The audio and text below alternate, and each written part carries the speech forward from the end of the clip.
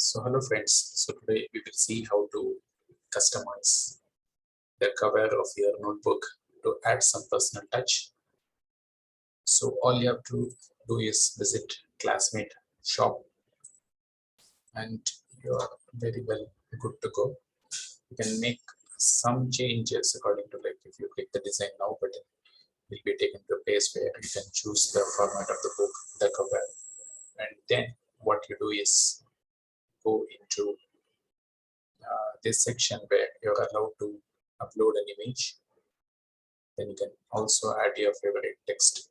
So what I have done here is I have uploaded this image and I have added this text, Dr. Srinivas. Yeah. So these are a set of covers which I have added. You can very well add the images you like. So this is the painting persistence of time and memory by Sarvita Devi. This is Navagravikant. This is Python because I'm learning Python. This is from V for Vendetta. This is the Neuralink representational image and Elon Musk. And this is because we are doing some project with ADSD.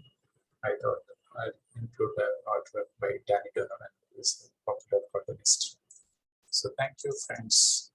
Do try it by yourself and share your experiences. Thank you.